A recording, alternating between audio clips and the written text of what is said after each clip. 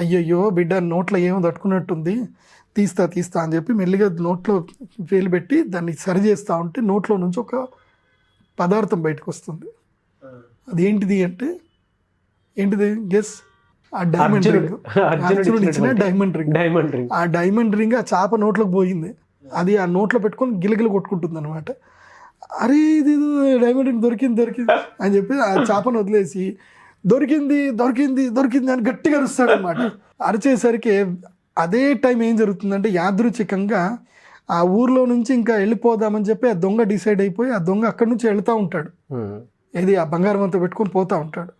వెళ్ళేసరికి వీడు దొరికింది అనేసరికి నేనేం దొరికిపోయాను రోయ్, వీడు అర్జునుడితో నిన్ననే మాట్లాడాడు, అర్జునుడికి చెప్పాడు గూఢాచారులంతా నిన్ను తిరుగుతూ ఉన్నారు, నేనెవరో తెలిసిపోయింది, ఇంకా నా గురించి వెళ్ళి వీడు అర్జునుడికి చెప్పాడంటే ఇంకా నా జీవితం అంతా జైల్లోనే ఉంటుందని చెప్పి వాడు పరిగెత్తుకుంటూ వచ్చి వీడు కాళ్ళు పట్టుకుంటాడు. అయ్యా క్షమించు స్వామి, నీ బంగారం ఇదిగో ఎడ్ల బండిలో మొత్తం నీ బంగారం అంతా ఉంది, మొత్తం తీసుకో, ఆ బంగారం కాకుండా ఇంక ఎక్స్ట్రా బంగారం ఉంది అంత తీసుకో, నా పేరు మాత్రం అర్జునుడికి చెప్పకు అని చెప్పి వాడు దండం పెట్టి పరుగు వెళ్ళిపోతాడు.